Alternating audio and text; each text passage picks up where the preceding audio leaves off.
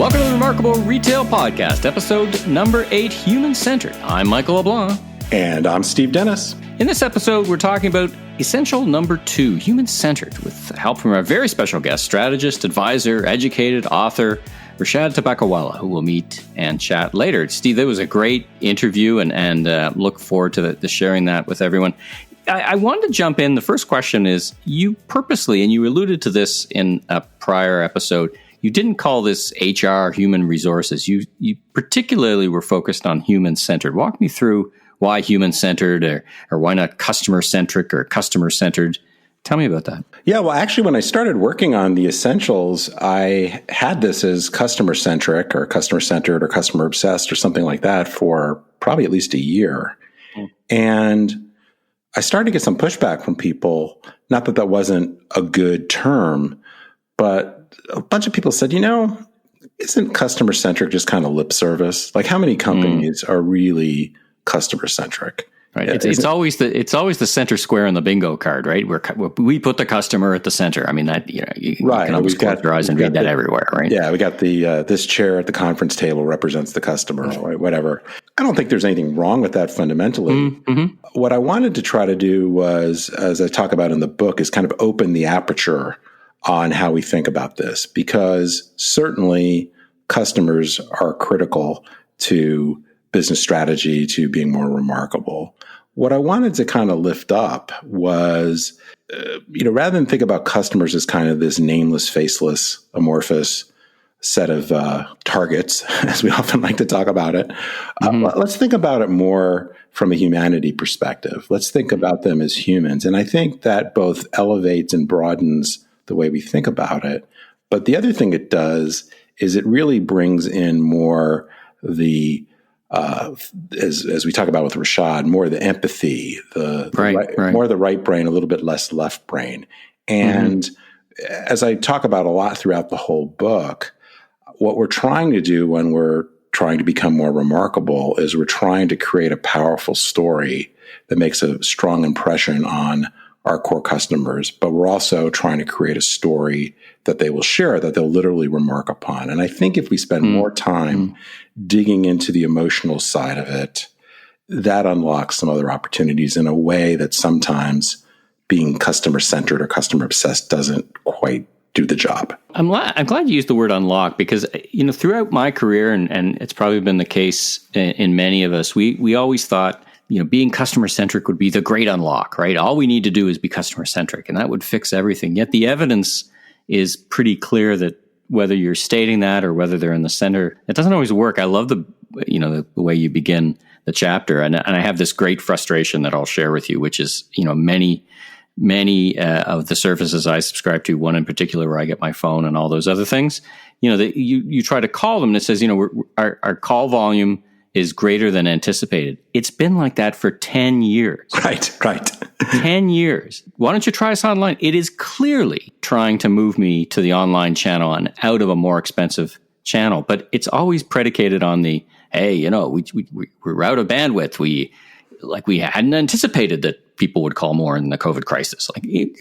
Really. So how is it not, I guess, and this is what you're leading to, how is being customer-centric not become the big unlock without having customer empathy and understanding what you start talking about is these 8 different types of humanity. So why don't you take me through the 8 different types of humanity briefly? There's one particular I want to focus on. I start with probably the most obvious one, which is consumers or customers. The second one is tribes or groups of affiliated customers. The third is networks. So the distinction between tribes and networks is tribes are typically people that are organized around a particular idea, and we may actually know them personally, like a book club, let's say. Whereas networks would be more our social networks, where we may be connected to them in some way, but don't really have a close personal relationship. The fourth are our employees or associates, as lots of retailers like to call them. The fifth are investors. The sixth are collaborators, which is a wide range of different potential folks. The seventh would be the communities in which we operate or somehow or other directly impact. Maybe we manufacture products there or have contract labor there. And then the last one is the planet, more broadly. And so, you start at a micro level, and then you get to the very broad level, right? The one that jumps out at me that I think we should talk about some more is this idea of collaboration. When you and I were starting our career, we might have referred to that, or some version of that, as co-opetition. In other words, sometimes it makes sense to collaborate with your competitors. And is that what you mean by the collaborators, or is that a broader network term? And how does that fit in this human-centered idea of yours? Well, I think there are two fundamental groups here. One would be what we might think about more in the traditional sense, which are partners that help us do our core business. So vendors, agencies, those sorts of things. And I don't know maybe the way we work with them is a little bit different, but I think those are kind of the usual inputs into a business system. I think what's new and really more like the co-opetition idea is who can we collaborate more creatively, maybe co-create a new business idea, or as I think co-opetition gets to is maybe this is actually a company that we consider to be a bit of a competitor, but perhaps we can find ways to operate more together in our own interest. I think what's happened between the days of co-opetition, I don't know when that first became popular, it was a while ago, I guess, and the last 10 plus years has been how the boundaries have gone down in many respects, because we're just all connected as consumers, but as business entities, more obviously, in ways that we weren't before. So I think that just opens up new possibilities for cooperation or co-creation that just weren't possible pre-internet, largely, and Internet of Things.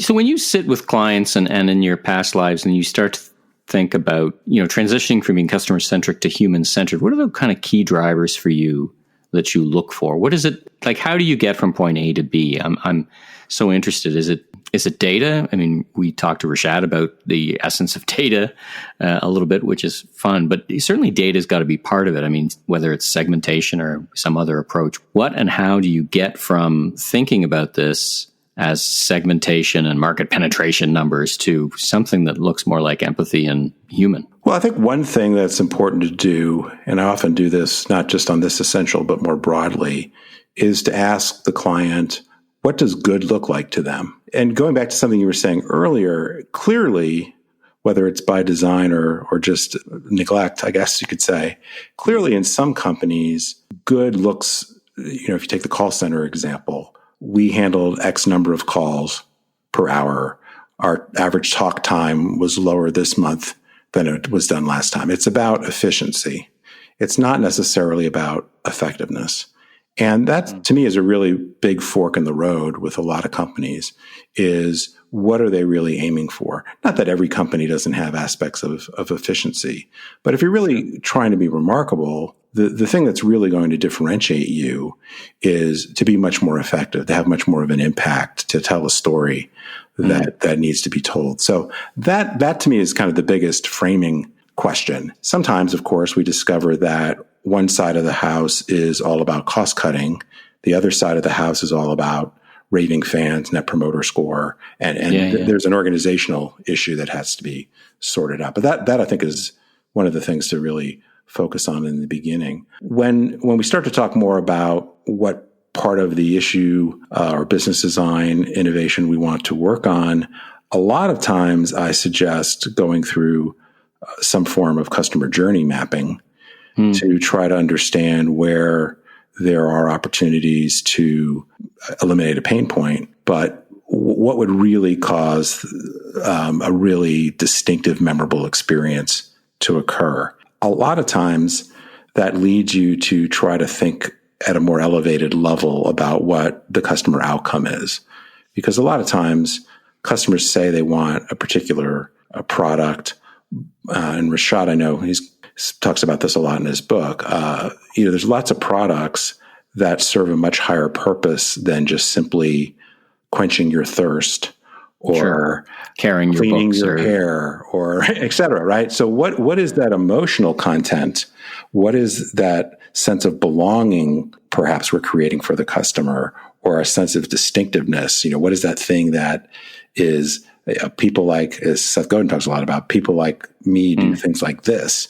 So I think you have to apply different techniques. Some of these are consumer research techniques. I think human-centered design offers a lot of opportunities to try to find kind of these higher order outcomes that go beyond just a more kind of left brain, solve the problem, close a gap kind of analysis, which I think is at the heart of a lot of retailers' processes. It really gets back to thinking about that brand ladder, the technical, functional, and emotional benefits of the product. There's a quote about, I think it's in Rishad's book about Revlon said, listen, we make cosmetics in the lab, but we sell hope in the stores, which I think is a fascinating insight. And tell me, when you talk to your clients and when you think about this, what is, other than results, financial results, is there a best way to measure if you're making progress? Is that the willingness to recommend score? Is that the best proxy for making progress along understanding the customer? Do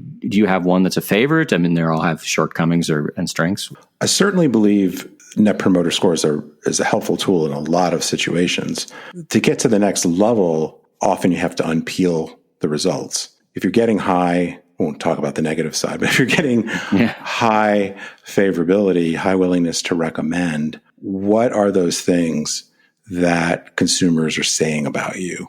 Because I think that can unlock the storytelling. Like, there's not a lot of, at least in most of the more straightforward ways that these surveys are executed, there's not a lot of color around the why. That's the interesting thing, is to get underneath what's really driving your willingness to recommend. What are you saying to other people?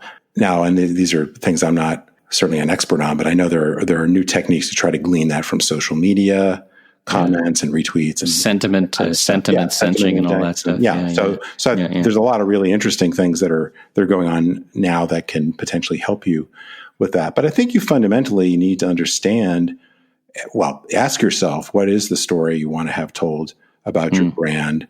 How are you impacting consumers in both a rational way as well as a somewhat, I don't like the word irrational, but a feeling way, emotional. What is that feeling you're trying to create? It's different, of course, for a lot of different kinds of products. So it's hard to say that this one thing will work. But I think it's the storytelling that you want to really get into. And Net Promoter Score can help you see maybe you have an issue, but it can also give you a jumping off point to try to figure out how do you take that out into future product service design or advertising or social media strategies.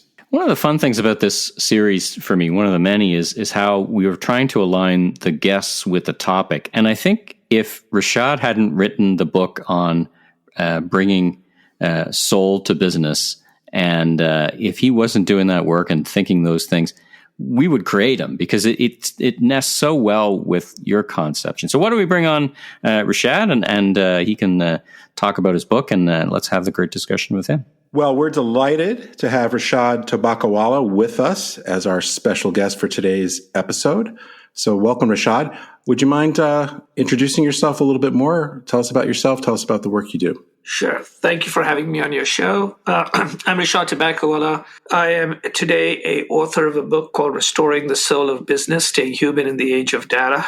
I am an advisor to many companies, including one that I worked for 38 years called the Publicis Group, where I served roles as the chief strategist, as well as the chief growth officer.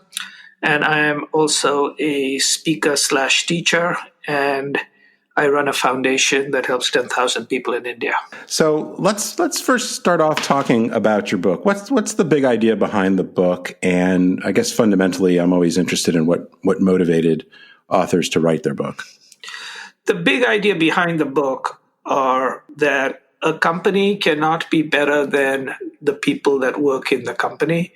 Most companies grow or fail because of the people in the company. People are carbon-based analog feeling characters, even though we are living in a data-driven digital world. Successful companies find ways to integrate the spreadsheet, which is the data, the technology, and the math of a business, with the story, which is the culture, the employees, the purpose, and the values of a business. Companies that integrate the two, like Southwest in the airline business, or Costco, or Adobe, or recently Microsoft, tend to do better than companies that fixate only on data and math and outcomes, and better than companies that only focus on culture and storytelling. So to give you an idea, Wells Fargo is a company that tilted only towards the math and has never recovered. WeWork is one that tilted completely towards the storytelling and got high on themselves. And if you look in category after category, companies that combine the two win. And the reason I wrote this book is in this age of data fixation, businesses were basically losing their way, losing talent, and losing the reason they existed because they all thought they could be a mini Google or a mini Amazon. Right. Rishad, is it the case that as you looked at this over the course of your career, I'm kind of curious about your journey because I not to bring Russian communism, Marxism into the conversation, but the concept to me is interesting that you have degrees in advanced mathematics and an MBA in finance, so you would be known as a quant. Yet the way you talk, it's almost like this idea of a class trader. In other words, being a quant isn't good enough because there's this this specter or this reputation that that's what you need in a company to help turn it around. What you're saying is you need a mix of both. And you wrote the book about that. When did that start to dawn upon you in the work you were doing over the past decades? Was there a moment of enlightenment where it kind of hits you? Did you look at the data to arrive at that decision? Or walk me through that. I was an aspiring writer before I did my mathematics degree because my parents in India basically said 2 problems about this writing career you intend to have. Number one is you have nothing to say. You're a 20-year-old. You have no clue what the hell you're talking about. And number 2 is it's highly unlikely anybody will basically pay for the stuff you write. So we would suggest that you learn something that helps you think. And so kicking and screaming, I basically got a degree in advanced mathematics, but I actually ended up being ranked 5th in all of India that year. So I actually learned how to do it well. But when I graduated with a degree in finance and marketing from the University of Chicago, I selected a career that was combining the two. In those days, the Leo Burnett advertising agency was as much as a consulting company. This was in the early 1980s, working for a select number of clients. And I began to understand both the importance of the math in making the case for our clients, but clearly working in the marketing and advertising business, the impact of storytelling and culture. So I always thought that it was true. What changed me was the last 8-10 years, especially as I led many of our digital and data initiatives, that more and more people were starting to tilt towards the left. They were tilting towards the data. And many people in management who I admired a lot, both at our clients and everywhere else, was starting to basically make decisions where I began to understand that they were being misled. They were being misled because they're very smart people. So they were being misled in part because they were not as, I would say, aware of how technology and data and math worked, which because of my background and because of what I was doing, I was a little more aware. I wouldn't say I'm good, but I was more aware. And so I thought that the best way to convince someone who believes that the math is the answer is to use math to show them that math is not the answer. And that is what I eventually did. I basically began to prove to them that everything that they believed about math being the answer, I used math to show them they were wrong. And that's where I came up with this tongue-in-cheek kind of class trader idea. Yes, it's like, yes. So it was like a Trojan horse. I basically said, I guess the right thing is judo, where you use the other person's strength against them. And that is what made me do it. But more importantly, as you see for those who read the book really is 12 different books in one, in that they talk about 12 different things, from leadership to managing change to obviously extracting meaning from math. But in every case, I show that the common theme are people who follow balanced, nuanced perspectives. That doesn't mean you blend the two to be goo, but sometimes you have to go chocolate and sometimes you have to go vanilla. But very few people want a chocolate vanilla goo. Right? And so the whole idea is you need to know both sides and then move forward. But because of the technology valuations of companies, and in part, by the way, because many people in senior management who are intensely smart, but they did not grow up with these technologies, sometimes feel insecure about making such decisions and they overcompensate. I don't want to dwell on the idea of AI because we could have a whole podcast about artificial intelligence. One of the things you've said, I was watching a presentation you did online to the folks at Google, is said, listen, be careful, because if all you are is quantitative, then AI is going to replace you. So there's a risk that carrying your logic to its furthest reaches, the left side of the brain. As Dan Pink, you mentioned Dan Pink in your book. Yeah. A good friend of mine been on the podcast. AI, though, is somewhat meaningless, and you may or may not agree, without the context and the judgment that's part of the decision-making canvas. So again, I don't want to dwell on AI, but what are your thoughts around AI's potential to tilt your book's meaning all the way over to better focus on the soul before the machine takes over in its judgment day kind of thing? Well, what I would do is I prove to people that even if they believe that AI is over-exaggerated and will take time to come, I would basically simply say, if you make a decision based on what the spreadsheet tells you, the computer can give you that answer. Forget about even AI. So in effect, you're basically telling me that the numbers make the decision. So why are you existing? You're existing because you then place that number in a perspective. You bring a point of view. You interrogate the number. You put it in a broader context. The truth of the matter is, I ask people what were the last 10 decisions they made. How many of those decisions were primarily based on data and how many were primarily based on either a combination or more an emotional decision? 7 out of 10, in most cases, were not data-driven decisions. And you think about, I simply say, okay, what watch do you wear, what car do you ride, and are you a parent? And if you aren't driving a Toyota Camry or wearing a Swatch, you're basically paying a lot of money for something that has no functional benefit, that no spreadsheet will tell you is justified at all. If you do a ROI on parentage, you would never have kids. So the reality of it is that every decision, we actually make decisions with our hearts and we use numbers to justify what we just did. One of the things I talk about in the book is, and I think this is sometimes attributed to Steve Jobs. I'm not sure where it originally came from, but this idea that people buy the story before they buy the product. Yes. And, I think that's just so powerful, certainly in the context of what I talk about in Remarkable Retail. But I'm curious, maybe in a slightly different direction here, but one of the things you get into that I really love, and I just touch on it slightly in my work, is this idea that things like vulnerability and empathy need to be more at the forefront of our business lives and our culture. But it seems to me, at least some of the cultures I've worked in, that being vulnerable and being empathetic is like the last thing you want to do if you're going to succeed. Never let them see you sweat, that sort of idea. Can you just talk about that a little bit? Sure. So I did an analysis. So part of what I was doing, because I had the idea that I was going to write the book about 5 years ago. And so that for 5 years, I was watching and listening and hearing and trying to understand. And one of the things was what makes great leaders. And I read widely, and obviously I had the access to lots of different companies and people around the world. And I began to see who was good leader, who I believed were good leaders. And I identified these 5 characteristics. And what was surprising to me that only one of the 5 characteristics, or maybe 1.5 of the 5, are actually, again, spreadsheet left brain driven. The first and very important is capability, which is no one will follow you if you don't know what you're doing. The second one is integrity, but integrity has certain obviously emotional elements to it, but there's also rational elements, which is, are you being true to the data? Are you recognizing reality?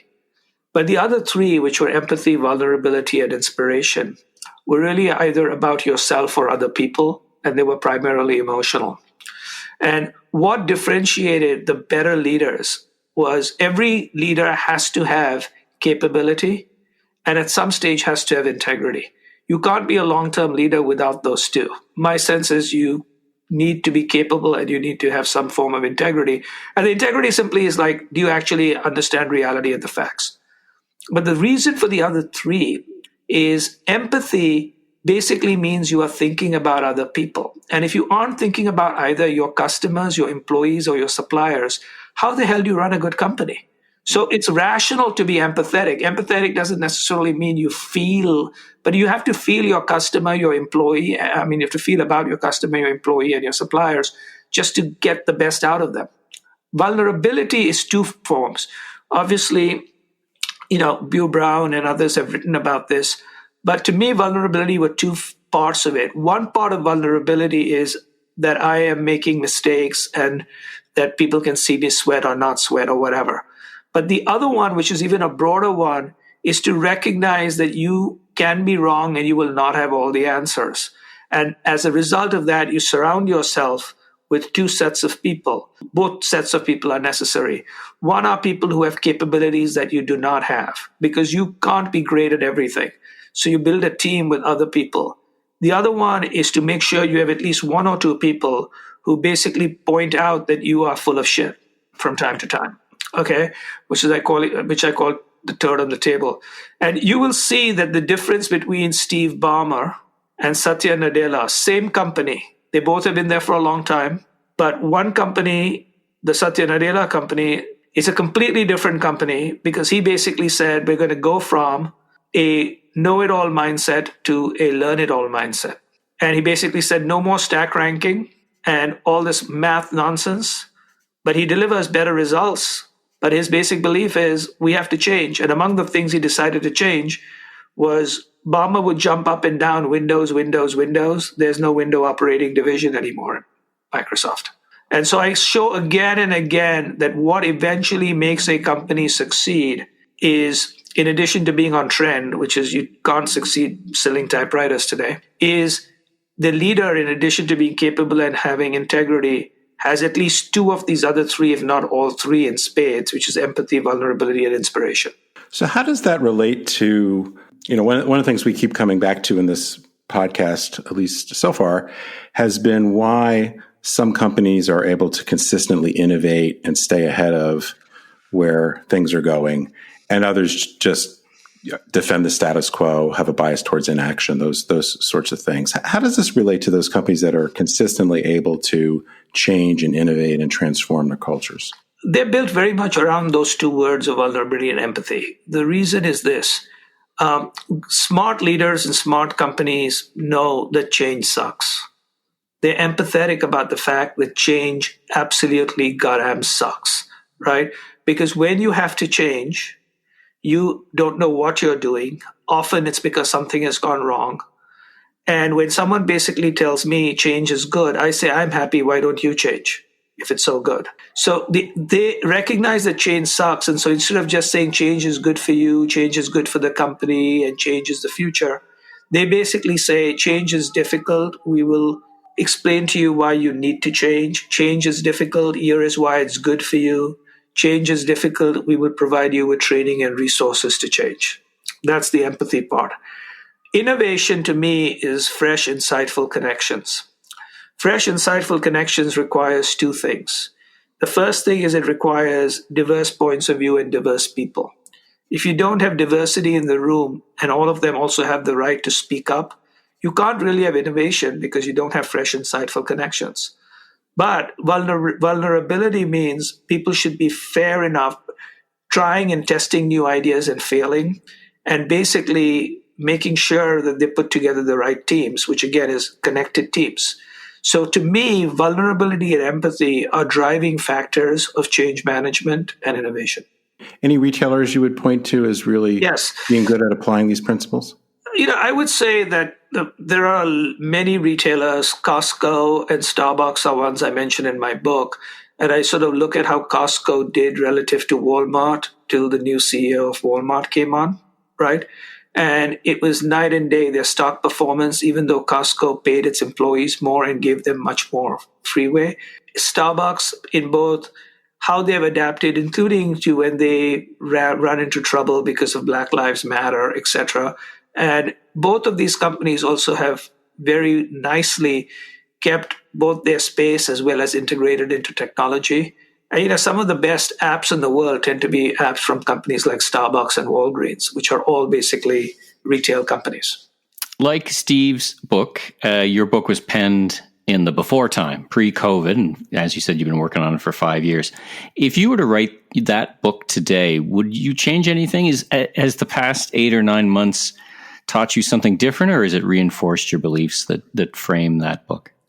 So there are two answers to this. One is the book has turned out to be even more relevant in post-COVID times, though it was doing really well for the 6 weeks before we knew there was COVID, is primarily because it's talking about the importance of humans and technology, etc. And there's a chapter in the book about how to manage distributed workforces. So people said, how did you know that? How do you manage change under pressure? How do you know that? Right? Yeah. How do you lead with soul? How did you know that? And I said, I didn't know about COVID-19. What I did realize is when technology accelerates, these things happen to people. What COVID-19 did is it accelerated technology, but it also made us realize that we were human and fragile. So the book is even more, I would say, relevant today, not that it was not relevant, and it's only 9-10 months old. Mm-hmm. But without a doubt, there are a couple of things that I wouldn't change in the book, but there people have basically have asked me, like, what do you think about this whole world? So I then wrote a piece called The Great Reinvention, which was so popular that I eventually got it made into a little e-booklet, which I will send you all if you haven't seen it, and maybe in show notes people can look at it. It's completely free. It's like a 15-minute read, which talks about this great reinvention.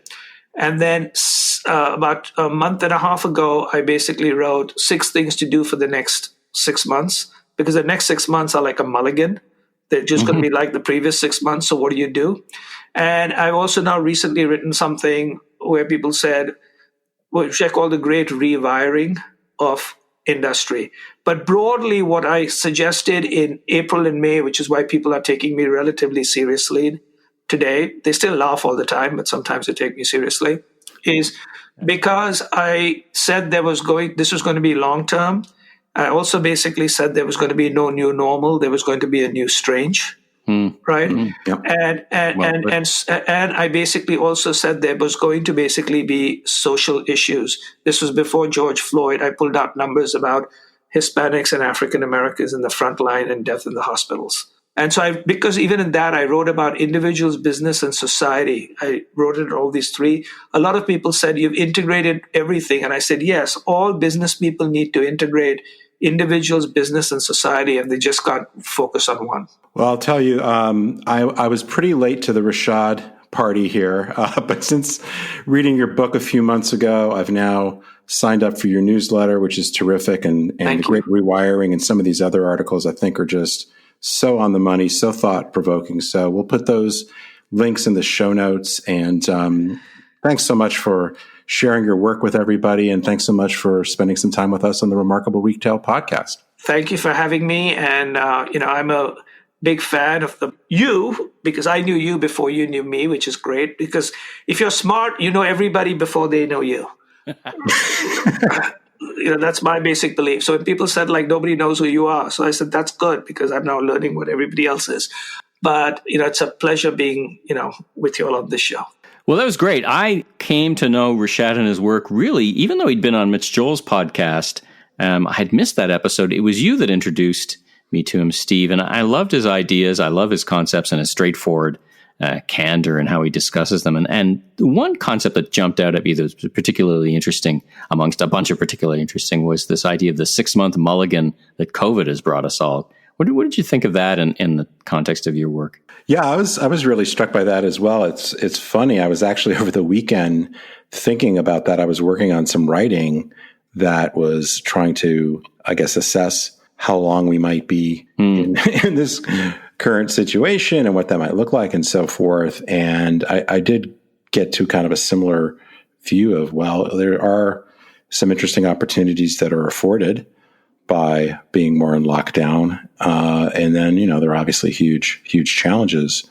I hate to give the it depends answer, but I think the reality is whether we're talking about our own individual situations or we're talking about the particular companies, that so many companies just find themselves in wildly different places, right? You've got the so-called essential retailers that oftentimes can barely keep up with the demand. Most of them have significant physical store presence, which means customers and store personnel need to be in a store. They're not working remotely, right? And then you've got other companies that are working either 100% remotely or largely remotely and have been for months and probably will be for many more months. Yeah, I've called it the sledgehammer or the shockwave, depending on which side of the format you're in or what you're selling. I mean, you really impact it in different ways.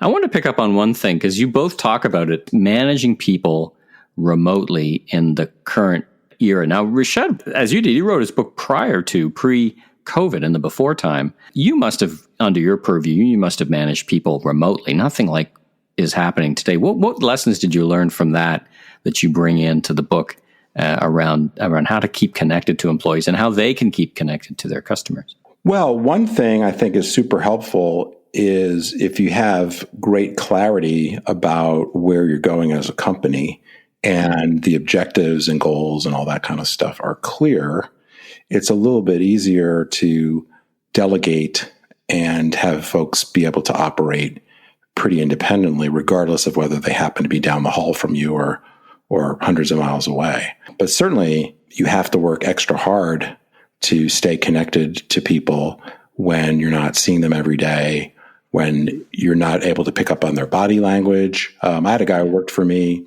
a number of years ago who ran our customer service and operations center. It was a few hundred people that we had in about 800 miles away. And so I would go down there frequently. He would come up, but, we generally were not in the same place all the time. And we would do, it's pre-Zoom, we would do conference calls and all that kind of stuff. But what I started to learn after a while was that he would say things, but he didn't have a very good poker face. So the whole kind of body language part of it took me a while to realize what was really going on. And so I had to work harder on that. I mean, that was a very particular experience, but I think more broadly, certainly teams, just the social aspect of being in a workplace and being able to just pop into the other person's office to ask them a question or whatever it might be, creates a whole different dynamic. So I think there's much more planning that needs to go into a significant work from home environment. And it depends on the type of workers that you have. Like if you're, writing code all day, you can write code just about anywhere if you're more of an individual contributor. If there are teams that really need to collaborate, certainly there are tools like Slack and other things that have enhanced that, but you really have to work extra hard, I think, to keep that sense of connection going. Now let's take that same thought and apply it to being human-centered as a retailer whose many of their customers now are shifting online. They're afraid to be in your stores. I perceive that it's much harder now in the COVID era to connect the way you describe with customers. Is it just back to these fundamental principles of empathy and trying to understand that? Because you have minimal contact with people, certainly in the way you used to, whether it's through a plexiglass screen or behind masks or any of the things we never could have imagined. This friction now is everything we do. So is it harder now? And what's your advice to retailers about maintaining your humanity in such a time? Well, in this particular case, humanity or sense of empathy to me works at two levels. There's the broader, we get that you're experiencing stress. You may not be able to pay your bills. You may not be able to interact with us in the way you want to. And that would lead to some new practices and policies that probably affect your enterprise more broadly. In other cases, if you've got a business model that is very much built on personal connection, you think about the fashion industry, for example, or personal shopping, right? Where you're working one-on-one with a client, you're trying things on, putting outfits together, that sort of thing that would typically happen if you're not independent, would typically happen in a store. And now for the most part, that's not happening. So you have to try to get as close to creating that personal relationship, but doing that at a distance using technology. So that's just fundamentally harder. I mean, I think being realistic about what the constraints are and doing the best you can. And sometimes just saying, this sucks, right? Like this sucks. Yeah. We don't like this. Like, I think that's part of what Rishad talks about with vulnerability is the ability or the willingness to say, I don't know, or I need help, or frankly, this is not what I'm good at. Just that honesty and transparency, I think it was certainly important before the pandemic. But we're all going through, or most of us are going through, some pretty harsh times, and just an incredible amount of change and disruption and stress, right, of different kinds. So I think just seeing, acknowledging the other person as a human being, not a target customer or a transaction, can go a long way, whether you're able to see them in the store, whether you're Skyping with them, or whatever you might be doing with a virtual try-on or something, or live chatting, whatever that looks like. Well, there's a retailer in Canada, Lee Valley Tools. I interviewed them for the Voice of Retail podcast. Robin Lee, the names on the building, founding family, and they just sent out a great email to their customers, basically saying, "Listen, we're trying really hard to get everything in stock, but that may not all work out." Like, it's you imagine just before the holidays sending a note like that. I think it did so well for them. It got a lot of publicity, and they got great feedback for it, because it is what is happening, right? The supply chains are fragile, and just taking that truth and transparency, that empathy. Listen, we know it's an important time for you. We're trying as hard as we can. So we're seeing examples of exactly what you're describing. Well, listen, let's leave it there. That's a great episode again on being human centered as we continue to work through our essentials. Steve, why don't you read us out? If you like what you heard, you can subscribe on Apple, Spotify, or your favorite podcast platform. We'd appreciate a rating and a review. And be sure and recommend to a friend or colleague in the retail, brand, or CPG industry. I'm Steve Dennis. You can learn more about me on stephenpdennis.com, and be sure and look for me on LinkedIn and Twitter for my latest insights. And I'm Michael LeBlanc, producer and host of the Voice of Retail podcast. You can learn more about me on www.meleblanc.co. Steve, have a safe week, and we'll talk to you soon. Likewise.